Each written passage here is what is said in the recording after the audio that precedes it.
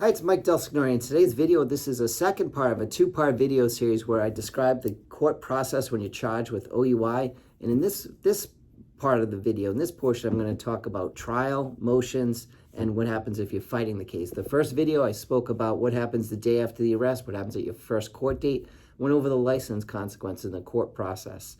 But in this video, I'm going to be talking about you want to fight the case. So what happens is at the first pre-trial, we'll get all the information about the case. Typically, an OUI case, the main source of the information is the police report. So there's generally not going to be much other evidence. It might be video, cruiser cam, things like that, and we'll get that. Sometimes I ask for it, sometimes I don't. It depends on whether I think it's going to help your case. So you might be in court and you might hear lawyers filing discovery motions and things like that. Generally, I don't file many motions in OUI cases, or I try to limit them. I only want to ask for things that help you. A lot of times you'll hear, when you're in court, you'll hear about discovery motions. Sometimes asking for those things puts it in the government's file, and it's really not to your benefit. We can generally get whatever we need for your case without asking the government. That way, if it helps us, we use it. If it doesn't, they don't have access to it. So once we get all the information, then we can make a decision whether you want to take the case to trial or fight it. In some cases, there'll be legal issues, which is called a motion to suppress. So let's say you made a statement after the field sobriety test. You said, I had 6 beers to drink, and that was before Miranda. We might do a motion to suppress statements to get that statement excluded from evidence so the government can't use it at trial. So what we'll do is we'll take a case that might have some difficulties, and we'll try to get the evidence eliminated to make the case cleaner for us at trial. Other types of motions challenging the stop, the legal base of the stop, or the exit order. Sometimes I'll do these motions just to hear the officer's testimony to sort of prepare the case for trial. In other cases, there'll be a legitimate issue where we're trying to say the stop was unlawful. This could happen if you stopped at a roadblock. They have to prove those are done by constitutional standards. It could be if there's a 911 call, it's unidentified. There might not be the veracity and reliability needed to establish a stop based on a 911 caller to show that the government has complied with the Fourth Amendment in stopping you. In other words, if you're stopped by the police, it implicates your Fourth Amendment rights, and the seizure has to be reasonable.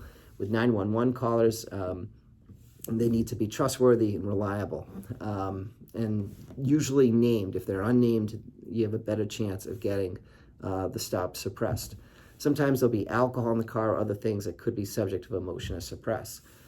So once that stage of the case is done, then the next stage is putting the case on for trial. In some cases, if there's a breath test, there might be what's called a motion in limine. This is a chance to get the breath test excluded before trial. In some cases, I'll just do it as part of the trial. It's really just a case-by-case basis in how I decide that I want to deal with the breath test.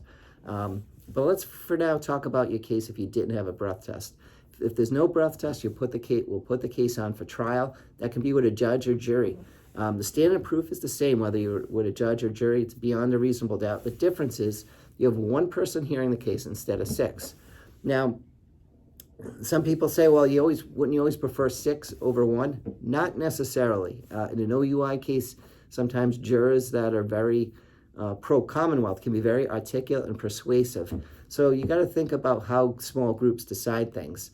If you've ever been in a small group for work or business, somebody dominates that group. You just don't know who.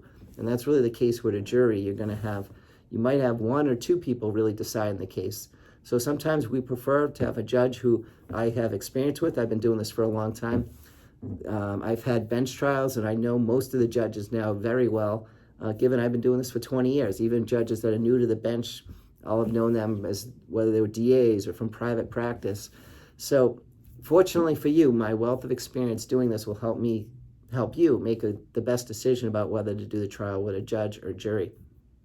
If it's a jury trial, there's a selection process. We can exclude 2 people for no reason at all. Generally, the trial takes all day. It's typically an all-day affair because the jury has to be instructed. We give an opening statement. There's cross-examination of the trooper and a closing statement, and of course a direct from the government's witness. So that's sort of the format of the trial. In a bench trial, we kind of get right to the issue, put the officer on the stand, and then still a closing argument, and then the judge decides versus 6 people. So that's one decision we make. Sometimes that can be a tough decision, whether it could go with a judge or jury. Sometimes it's pretty clear. Some judges I've been in front of before that I can say, geez, based on my prior cases, I think your case should come out favorably. So that's the trial process. And so what do we look for when we decide a case is good for trial? I'm looking for a theme. I want to be able to make an argument to the jury in one or two ways. If there's good driving, I'm going to emphasize that. It's my favorite argument. If there's no bad driving, you'll have a strong case for trial because the driving is the most important evidence in an OUI case. And then I'll minimize the field sobriety and I'll say, geez, all that's really designed to simulate the driving. So good driving will drive the theme of the case.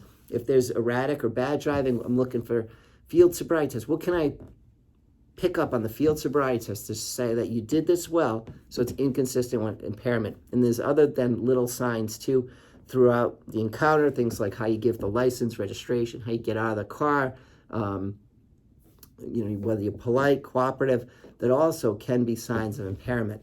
If there's a video of the booking, can I create a segment of that, create a segment of the booking to show, geez, when you look at this person on video, they look good. So what I'm trying to do is there's various aspects of the case that I'm trying to pick out and say that's inconsistent with impairment. Now, I don't need to contradict their entire case, and almost I never will. I just need to create reasonable doubt, which means that the person judging the case can't have an abiding conviction to a near moral certitude. Often I'll say, geez, there was probable cause to arrest you. The officer did a good job.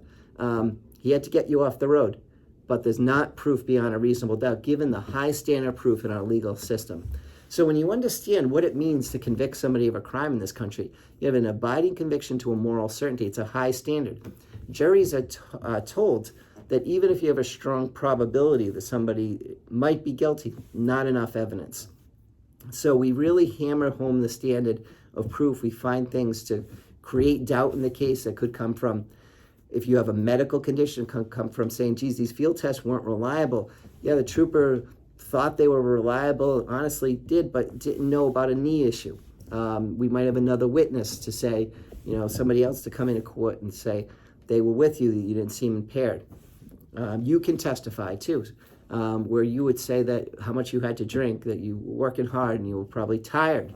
So I've done this in many cases where sometimes if the case is, the best case in terms of a defense is when you don't have to testify. That means I think there's reasonable doubt based on what I'm going to get from the officer. If I need you to testify, that means I think the officer's case is pretty strong in of itself.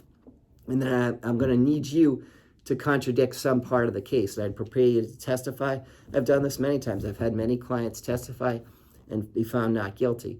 And we'll go over that. It's not as scary as people think. These courtrooms aren't massive courtrooms. They're very small. There's not no one's watching these trials. So the perception that many people have from TV that, the public's going to be watching, that's going to be very intimidating, isn't quite the reality. These are generally small courtrooms, hardly anyone's there, and you have your 6 jurors watching the case. So I will go over you possibly testifying at trial.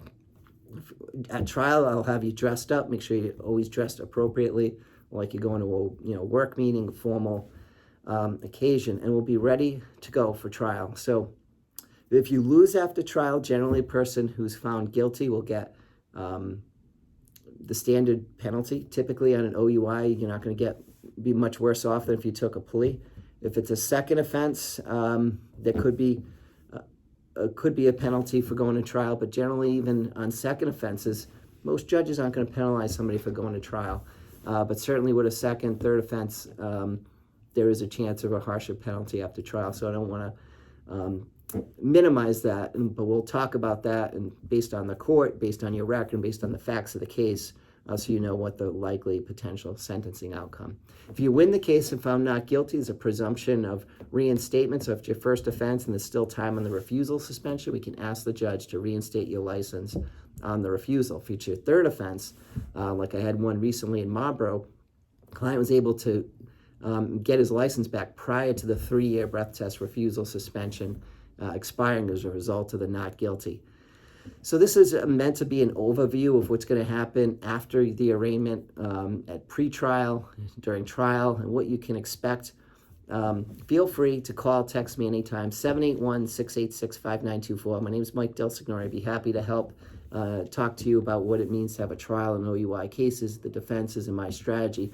But I hope this video laid out what I'm looking for, how I create a theme and a defense in an OUI trial.